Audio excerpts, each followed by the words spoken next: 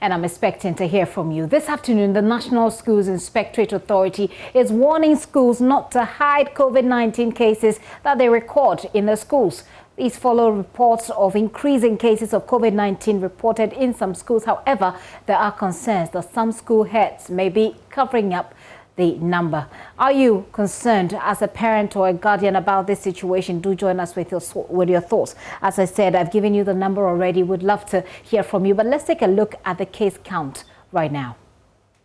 There you have it. So our confirmed cases so far since COVID-19 started is 73,003. But so far, the number of deaths continue to go up. 482 people have died because of COVID-19. And as it stands now, the active cases, the persons in this country who are currently recorded to have COVID-19 are 6,938. And it certainly gives you an idea to the extent to which the numbers are going up. Let's now bring you an update on the number of cases in our schools, particularly in our schools.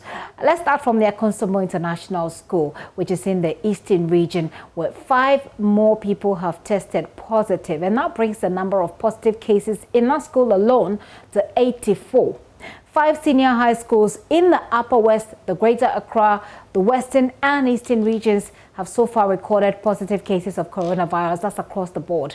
And speaking at the Ministry of Information's press briefing, the Director General of the Ghana Health Service, Dr. Patukuma Boaji, revealed that 23 schools in the Greater Accra Region alone have so far recorded a total of 56 positive cases. He says no deaths have so far been recorded, with all the infected persons being asymptomatic. Listen. I mean, 1 is high, but it's comparatively, I wouldn't say it's an alarming number. That is because this was expected. It was expected in the first 3 to 4 weeks. Because people are going to move from home to school, you're going to have some cases, as happened in the previous exercises.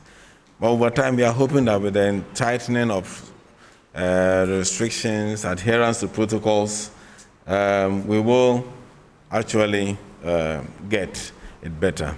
We've had upper senior secondary school outbreaks in Upper West, Western, Greater Accra and Eastern Region. 23 schools in Greater Accra have so far reported 56 cases and no fatality.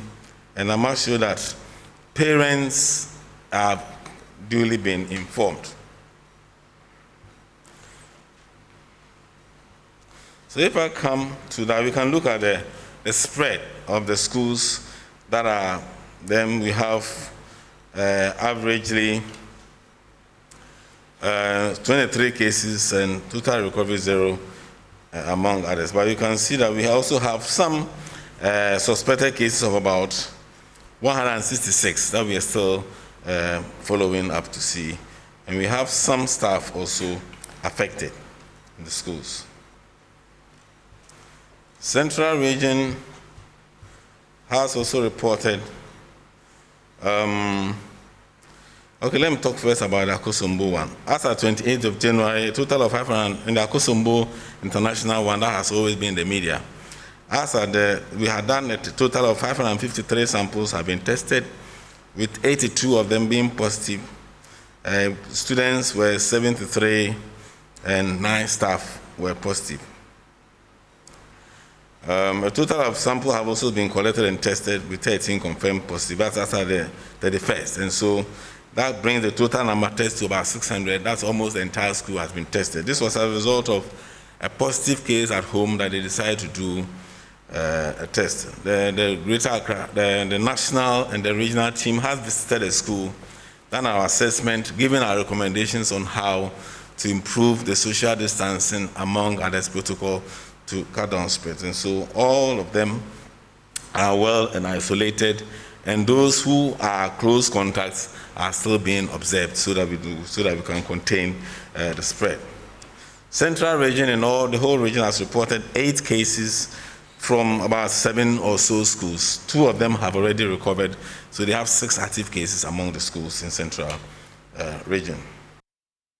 And that's Dr. Patrick Kumar-Boaji there. You'll be hearing from a virologist, but just a quick look at some of the messages you're sending on the back of this particular story. This one says, getting students to comply with protocols is not easy. As a teacher, you have to constantly remind them to wear their masks. When you leave the class or not around them, they take them off. Some also wear it wrongly or put them in their bags. Achim Krachi Kumfio Cham is sending that message, so that gives us an idea the problems that the teachers also say they're facing. Well, let's hear from the authority that has been going around checking with the compliance there, which is the National Inspectorate, the National Schools Inspectorate Authority, NASIA. They've just released a statement there, and that's what you're looking at right now. Let's take a look at it. It's pretty short. It says reports reaching the National Schools Inspectorate Authority, formerly the National Inspectorate Board, indicates that some schools have recorded positive cases of COVID-19 but have refused to disclose the information either to the relevant authorities and the parent.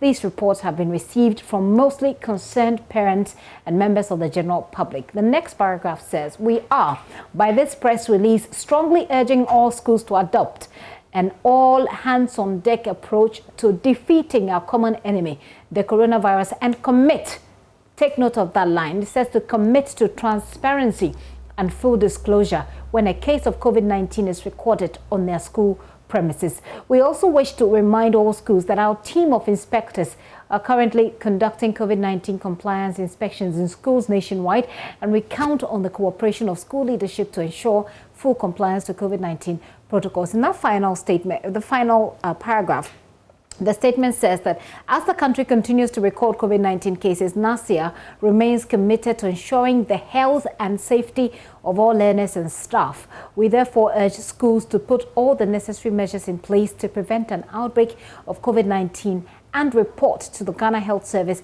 and NASIA immediately when a case is recorded. Parents are also advised not to send their wards to school when they are showing signs and symptoms of COVID-19.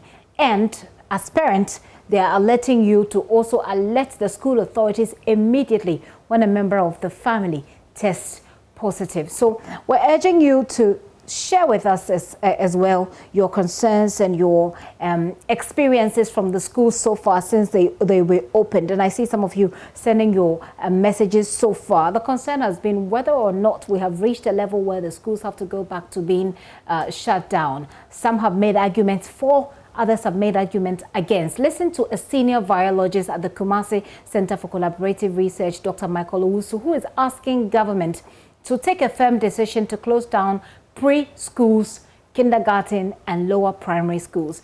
His call follows the outbreak of the infection in some of the schools here in Ghana, whilst others are struggling to comply with the COVID-19 protocols. I think that there are some possible increases in cases across school.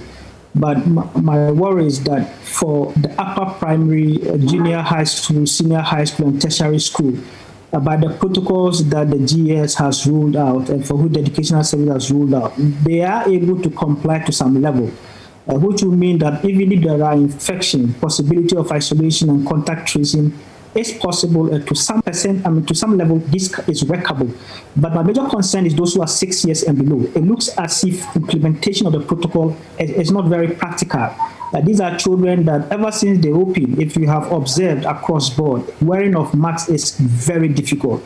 I mean, 1 year, 2 year kindergarten children, it's almost extremely difficult to ensure that they observe the protocol. But the difficulty is that these children are now going homes to their parents and then infecting parents' home, and parents are rather getting sick and being hospitalized. So although they may have short-term fever, they may recover quickly, but then they don't spend their parents at homes. And this is where we need to look at.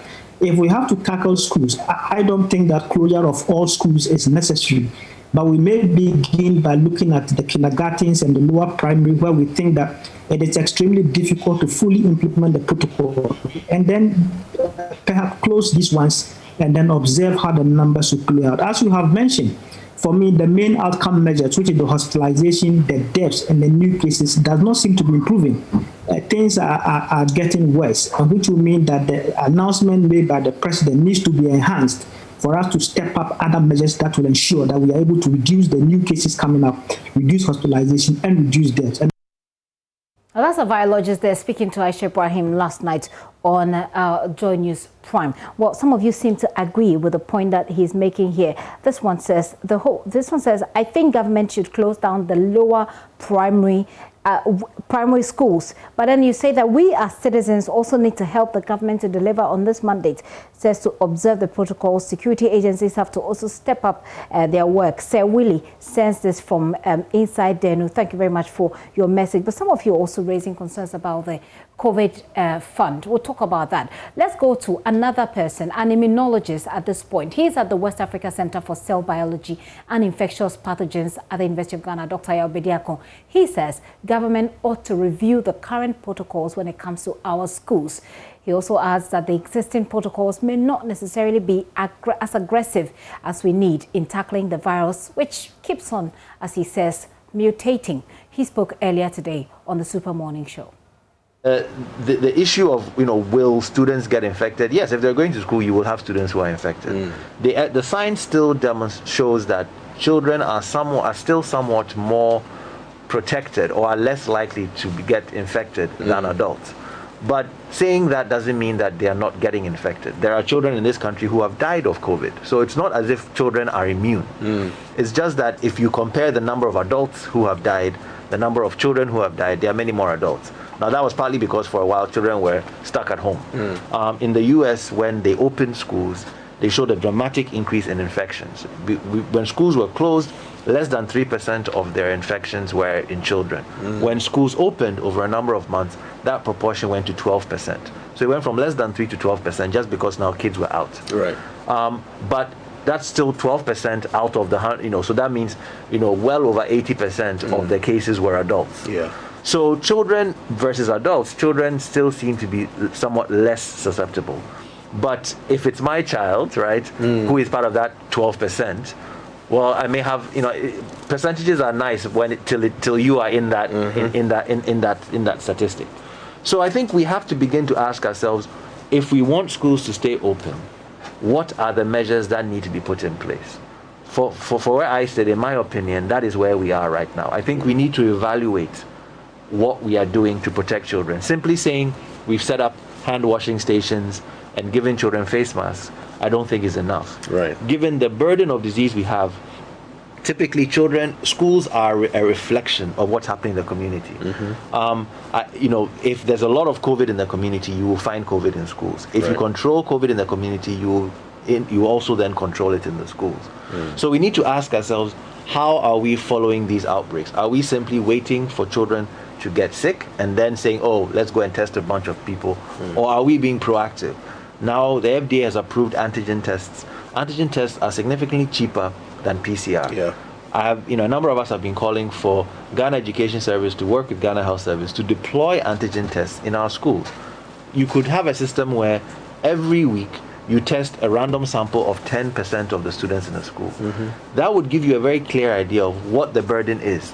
And I suspect in some parts of the country it to be very, very low, and other parts of the country to be higher. Once you've got that baseline information, then you know where to target your resources, and perhaps which areas you may have to shut down temporarily if you hit a particular threshold that you set out. Right. Thanks for that. Dr. Bediako there, he's an immunologist. Well, let's head to the Ashanti region, where the regional chairman of the Ghana Medical Association, Dr. Pakwesi Beidou, has a different alternative. He believes that government should come up with a threshold at which schools should be shut. He also spoke on the morning show.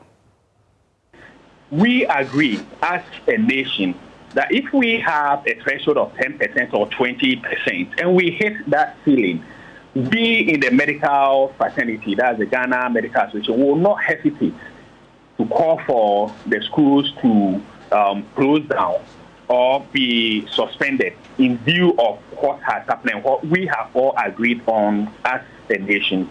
And that's exactly what was said. Thank you for that. Thank you for that clarification. And of course, Winston is here. I think he has a question for you. Yeah, so that's okay. Yeah, so Dr. Beidou, talking about the debate, and epidemiologist Dr. Ernest Kanu makes a point. Just so I can get your thoughts on it. He said that, look, we know the signs. What matters now, it's our behavior. And so if we're ever going to win this war, it depends on our behavior, and we should ensure that we enforce the COVID safety protocols. Would you say that if we decide to enforce the protocols, if we decide to have the right attitudes and behavior, we may not need to have this conversation, because then we would be able to deal with the virus? Yes, I agree. You see, now we do understand the virus, how it starts. I mean, the pathophysiology, the processes the virus goes through before a person is infected, what it does to the body and what the body does to it. And we've realized, and it's not only here, for the vaccines, some countries have tried and they've won the battle before even they had the vaccine. It's attitudinal change. The president issues a statement, don't do this, don't do that. Funerals should be, only private funerals should be allowed. You go to your partner and you have more than 200 people. It's an everyday thing. Wear mask, sanitize, social distance, and all these are not being done. You test positive, quarantine yourself. You said no. You go to work, you go to parliament, and that's what is happening. We are hearing of people who think if they report to their employers that they have the virus and they are absenting themselves, they will lose their job, so they will keep quiet and spread it. So I agree. It's more of an attitudinal change. And I use this term now, is becoming an existential threat to our very existence here on earth or in the country. And we are urging, or we urge each individual to take this fight personally. Well, let's hear from the Director General of the Ghana Health Service. He says surveys conducted by the service in 43 communities in the Greater Accra Region reviewed the adherence to the wearing of face masks has actually gone up from 42 to 47%. So in conclusion, the wearing of masks already has increased from 42 to 47. Those not wearing masks at all decreased from 26 to 29. Base mask wearing is generally better in the morning than in the afternoon. And this applies to both adults and children. 55% of children wore masks correctly in the morning, and it dropped to 29.5% during the late afternoon. 51% of adults who wore masks correctly in the morning dropped to 43% late in the afternoon. So it looks like the afternoon is something we need to really make an effort to ensure that people keep their mask on in the afternoon. And also increase generally, even the morning one. Generally, correct wearing of the mask has seen an improvement in some communities that we visited. For example, in the previous survey, University of Ghana main entrance, we had 78% of the people who observed found to be wearing their face mask correctly, compared to 84% in the latest survey. Another example is the Nima, where nearly 74% of people were not observed wearing the face mask at all. In the previous survey, declined to 67%. And so there's an appreciable increase in the adherence to the protocols. Patrick Kuma Abwaji there. I'd like to take a quick break, but before that, some of your messages. This one says, he says, I think that this is the right time for the government to absorb and post nurses to schools, at least one at a school, so that they can work, okay, I'm not sure which word is that, with the teachers to help handle the COVID-19. How do you detect a student to be positive for COVID-19 when there is absolutely no testing ongoing in our schools? John sent that message from Keta. This one says, my concern is how we treat the reusable nose masks after using it. Some just fold it and keep it in their pocket. Some won't wash it. In fact, it is really serious. David sent that message. David, thank you. This one says, I think, Gifty, that not only kindergarten and preschools can't follow the protocols. I am a teacher in the junior high schools and I'm in charge of nose masks and social distancing. I tell you, it is difficult even trying to enforce nose mask wearing. Once you turn your back, most of them will remove the nose mask. In my candid opinion, all schools should be closed. Let's not wait for things to escalate. Gaddafi send that message from Ada. Gaddafi, thank you. This one also says, Gifty, please find out from the government what is going on to provide furniture for the schools that are lacking furniture, because it is difficult controlling physical distancing. But if there were enough furniture, then the control would be a little bit easier. Then Yina Eugene sends that from Tra in the Bono region. Let me take this very final one. And then we go on. This is from Yaba, who is sending us a message from Takra. The Yaba says schools should be closed down until the vaccines are in. Keep your messages and your thoughts coming, especially if you have a child in school and you suspect that the school is not reporting correctly, whether or not they've recorded any COVID-19 case there, because that is the concern that is coming out pretty strongly.